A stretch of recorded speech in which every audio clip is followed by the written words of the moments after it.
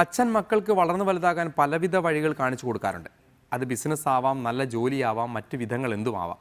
എന്നാൽ തുഷാർ വെള്ളാപ്പള്ളി ഒന്ന് രക്ഷപ്പെടുത്താൻ നടേശഗുരു കാണിച്ചു കൊടുത്ത വഴി അത് വല്ലാത്തൊരു വഴിയായിപ്പോയി. അങ്ങനെ ഇരിക്കെയാണ് അഭിമുഖ സംഭാഷണത്തിനായി വെള്ളാപ്പള്ളി സമയം അനുവദിച്ചത്. ആദ്യമായി ശ്രീ വെള്ളാപ്പള്ളി, BD പാർട്ടിയുടെ കാറ്റുപോയോ? അത് ആ ലൈഫിനെ പറ്റി എന്നോട് ചോദിച്ചാൽ പറയാൻ പറ്റില്ല. അവരുടെ ലൈഫ് എന്താണെന്ന് നിശ്ചയിക്കേണ്ടത് അവരാണ്. പക്ഷെ അവർ ഇതുവരെയുള്ള ലൈഫിന് ഒരു കുഴപ്പം പറ്റിയിട്ടില്ല. കുറഞ്ഞ കൊല്ലം കൊണ്ട്, അതായത് കഷ്ടിച്ച് ഒരു കൊല്ലം പോലും ആയിട്ടില്ല BD JS ഉണ്ടായിട്ട്. ആ BD JS അത്ഭുതകരമായ ഒരു വളർച്ച കേരളത്തിൽ ഉണ്ടായിട്ടുണ്ട് എന്നുള്ള കാര്യത്തിൽ യാതൊരു സംശയമില്ല. പക്ഷേ ഇതിൻ്റെ ഭാവി എന്താകും എന്നുള്ളത് അവർ കണ്ടുപിടിക്കേണ്ടതുണ്ട്. കാരണം ഏതെങ്കിലും ഒരു മുന്നണി സംവിധാനത്തിൽ നിന്നാലല്ലാതെ കേരള രാഷ്ട്രീയത്തിൽ ഭരണത്തിലുള്ള പങ്കാളിത്തമാണ് ആഗ്രഹിക്കുന്നതെങ്കിൽ ഏതെങ്കിലും ഒരു മുന്നണിയിൽ അവർ പങ്കാളിത്തം നേടാൻ അവർക്ക് സാധിക്കണം. അതല്ല അവർ ആലോചിച്ച് അവർ തീരുമാനിക്കും. അല്ല, എനിക്കൊരു കാര്യമില്ല. അത് ഇപ്പോൾ ഒരു കാര്യവുമില്ലാതായി. അതെന്തെങ്കിലും ആവട്ടെ, BD JS BJPയിൽ നിന്നാൽ വളരുമെന്ന് തോന്നുന്നുണ്ടോ? അത് അവർ തീരുമാനിക്കണം. കാരണം നിങ്ങൾ മനസ്സിലാക്കണം, ഈ കേരളത്തിലുള്ള BJPയും ഇന്ത്യയിലുള്ള BJPയും തമ്മിൽ വളരെ വ്യത്യാസമുണ്ട് നേതൃപരമായി. നിന്റെയൊക്കെ അഭ്യാസം തമിഴ്നാട്ടിലല്ലാതെ നടക്കൂ. ധൈര്യം ഉണ്ടെങ്കിൽ ഇന്ത്യയിലേക്ക് വാടാ. ഇപ്പം നിങ്ങൾ ആലോചിച്ച് നോക്ക്, ഇന്ത്യയിൽ 17ഓ 18ഓ സംസ്ഥാനത്ത് BJP ഭരിക്കുന്നുണ്ട്.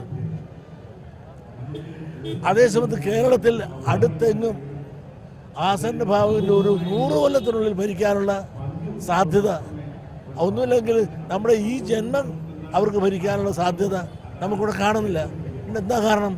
ഒരു പിന്നോക്ക ആഭിമുഖ്യം കേരള BJPയിൽ കാണുന്നില്ല. അവർ വാട്ടർ ടൈറ്റ് കമ്പാർട്ട്മെൻറ്റ് പോലെ ഞാനും, അതായത് ബാല്യക്കാരൻ മാത്രം മതി എന്നുള്ള നിലയിൽ അവരാരെയും കയറ്റാതെ. നിങ്ങൾ ഇപ്പം തന്നെ ഒന്ന് ആലോചിച്ചു. ഇപ്പം 2 സമ്മേളനം നടന്നു. ഒന്ന് ഈ നടന്ന ഒന്ന് LDFിൻ്റെ നേതൃത്വത്തിൽ, മറ്റൊന്ന് ഏതാണ് UDFിൻ്റെ നേതൃത്വത്തിൽ. അതേസമയം ഇവർ നടത്തിയത് എന്താണ്? BJPയുടെ നേതൃത്വത്തിലാണ്. അവിടെ NDA എന്നുള്ളത് കണ്ടേയില്ല. അപ്പോൾ ഇവർ NDA എന്നൊരു സംവിധാനം ഇവിടെ ഇല്ലാതിരിക്കുകയും എന്നാൽ NDA എന്ന് പറയുകയും ചെയ്ത് ഇവർ അയിത്തം കൽപ്പിച്ച് അകറ്റി നിർത്തിയിരിക്കുകയാണ് BD JSനെ എന്നുള്ളതാണ് സത്യം. അതവർ മനസ്സിലാക്കുന്നുണ്ടോ ഇല്ലയോ എന്ന് എനിക്കറിയില്ല. അത് മനസ്സിലാക്കിയിട്ടുണ്ട് എന്ന് ഞാൻ ധരിക്കുന്നു. ഒന്നുമില്ലെങ്കിൽ സെൻട്രലിൽ നിന്നുള്ള തീരുമാനം ഉണ്ടായിട്ട് പോലും ഇവിടുത്തെ BJP നേതൃത്വം അതിന് സഹായിക്കുന്നില്ലല്ലോ. അവരെയൊക്കെ ഉൾപ്പെടുത്തിക്കൊണ്ട് NDA വേണം ഇവിടെ സമരങ്ങളും പരിപാടികളും ആവിഷ്കരിച്ച് നടത്തേണ്ടതെന്ന് അമിത്ഷാ ഉൾപ്പെടെ ഒന്നും ഇവിടെ പറഞ്ഞിട്ട് പോലും ഇവിടുത്തെ നേരത്തെ അത് ഉൾക്കൊണ്ടിട്ടില്ലല്ലോ. ഞാൻ സത്യം തുറന്നു പറയാൻ എനിക്ക് കോൺഗ്രസിൽ നമ്മൾ ബിയർ അടിക്കാൻ ഡെറാഡൂണിൽ അച്ഛനെ കാണാൻ കോൺഗ്രസിൽ നമ്മൾ ഓടിച്ചിട്ട് കോൺഗ്രസിൽ നമ്മൾ വന്നില്ലേ? എനിക്ക് എല്ലാം ഓർമ്മയുണ്ട്. നമുക്ക് എന്താ ചെയ്യണ്ടേ? അല്ല, എന്താ ഈ കോൺഗ്രസ്? എടോ, ഞാൻ ചാവുമ്പോ എന്റെ ഒരു ശവം കൊണ്ടുപോവാൻ ഒരു കോൺഗ്രസ കാറ് വേണമെന്ന് ഞാൻ ഇവരോട് പറയായിരുന്നു. താൻ ചാവുമ്പോ തന്റെ ശവം കൊണ്ടുപോവാൻ ഞാനൊരു കോൺഗ്രസ കാറ് തരട്ടെ?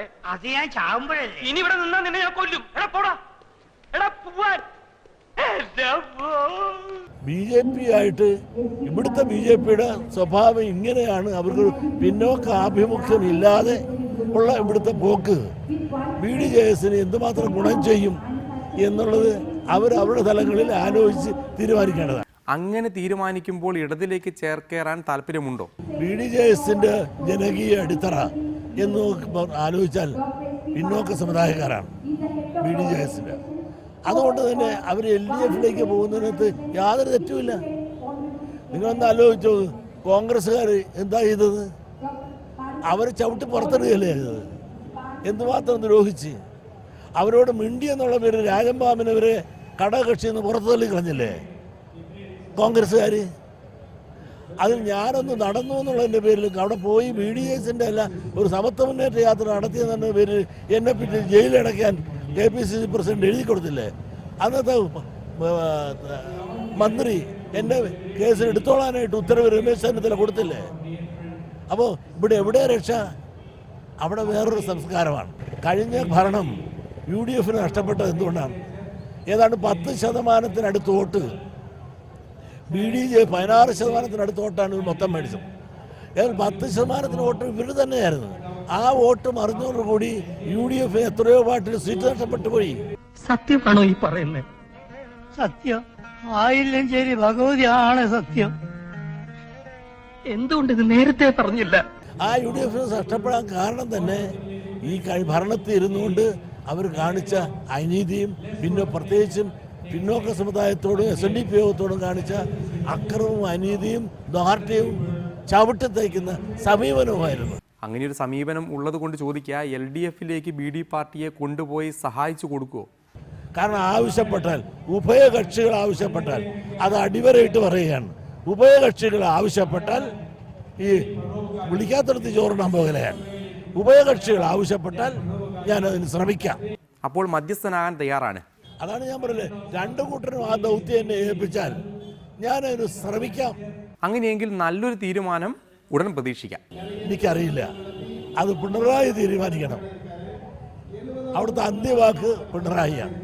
ഇതോട് ചേർത്ത് ചോദിക്കട്ടെ, VS ആയിരുന്നു താങ്കളുടെ വലിയ സുഹൃത്ത്, ഇപ്പോൾ അത് പിണറായിയിലേക്ക് വ്യതിചലിച്ചിരിക്കുന്നു. എന്താണ് ഈ മാറ്റത്തിൻ്റെ കാരണം? ഞാൻ നന്മ ഇവിടെ കാണുന്നു, ആ നന്മയെ ഞാൻ അംഗീകരിക്കുന്ന ആളാണ്.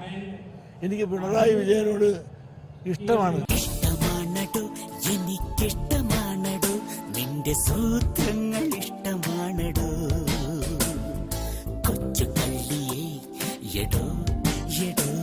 അദ്ദേഹം, നിങ്ങൾ ഇത്രയും നാൾ നോക്ക്, ഇത്രയും ശക്തനായ മിടുക്കനായ ആജ്ഞാശക്തിയുള്ള നേതൃഗുണമുള്ള ഒരു നേതാവ് കമ്മ്യൂണിസ്റ്റ് പാർട്ടി ഈയിടെങ്ങും ഉണ്ടായിട്ടില്ല. സോപ്പിട്ടോ, പക്ഷെ പതപ്പിക്കരുത്. അദ്ദേഹത്തിന്റെ നേതൃഗുണം കൊണ്ട് തന്നെയാണ് ഈ ഭരണം പോകുന്നതും ഇത്രയധികം സീറ്റ് മേടിച്ചതും. ഇഷ്ടമാണടോ, എനിക്കിഷ്ടമാണടോ, നിന്റെ സൂത്രങ്ങൾ ഇഷ്ടമാണടോ. അതിനകത്ത് നിന്നുകൊണ്ട് തന്നെ എന്തെല്ലാം എതിർപ്പുകൾ അച്യുതാനന്ദൻ ഉൾപ്പെടെയുള്ള പലരും തൊഴിക്കുകയും ചവിട്ടുകയും ഒക്കെ ചെയ്തു ആ ലാവലും കേസ് വരെ ഉണ്ടായിട്ട് പോലും അതിൽ നിന്നെല്ലാം ഉയർന്നു വളർന്നു അദ്ദേഹത്തിന് ഇച്ഛാശക്തിയും തൻ്റെ ഇടവും ആത്മാർത്ഥതയുമാണ്. അപ്പോൾ അദ്ദേഹത്തെ ഞാൻ എന്തിനെതിർക്കണം? പിന്നെ അച്യുതാനന്ദൻ എനിക്കിഷ്ടമാണ്, പക്ഷെ അദ്ദേഹം അനാവശ്യമായി എന്നെ തോണ്ടിയാൽ ഞാൻ പിന്നെ നോക്കിയിരിക്കണം, ഞാൻ തിരിച്ചു തോണ്ടും.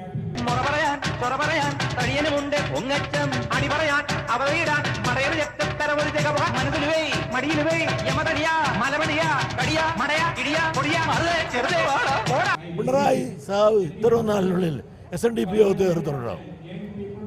അവർ രാഷ്ട്രീയ അഭിപ്രായങ്ങൾ പറയും. വ്യക്തിപരമായി അറ്റാക്ക് ചെയ്തിട്ടുണ്ടോ? എന്നെ വ്യക്തിപരമായി അറ്റാക്ക് ചെയ്യല്ലേ ചെയ്ത്? 2000 കോടിയൊക്കെ അടിച്ചെന്ന് പറഞ്ഞാൽ സത്യമില്ലാത്ത എന്തെല്ലാം ജൽപ്പനങ്ങളാണ്. VSനൊരു ദോഷം, ഒരാളോടൊരു വിരോധം തോന്നിക്കഴിഞ്ഞാൽ അവനെ എന്തെല്ലാം വിധം നശിപ്പിക്കാൻ നോക്കുമോ അതിനുള്ള എല്ലാ പ്രക്രിയയും പരിശ്രമം അദ്ദേഹം നടത്തും. അദ്ദേഹം നോക്കേണ്ടത് അദ്ദേഹത്തിൻ്റെ വീട്ടിലെ അഴിമതി ആദ്യം അവസാനിപ്പിക്കുക, എന്നിട്ട് വേണ്ട നാട്ടിലത് ഇരുത്താൻ. അതല്ല എൻ്റെ ശരി. മകന് ഒരു കമ്പനി ഇട്ട് കൊടുത്തിട്ട് വഴിയാധാരമായി. ഇനി സ്വയം കുഴി കുത്താതിരിക്കാൻ വെള്ളാപ്പള്ളി കണ്ടെത്തിയ പുത്തനടവാണ് ഈ പ്രേമം. നാട്ടിൽ പച്ചക്കറി വില കുതിച്ചുയർന്നത് ഭക്ഷ്യമന്ത്രി അറിഞ്ഞോ ആവോ? ഇടവേളയ്ക്ക് ശേഷം അറിയാം.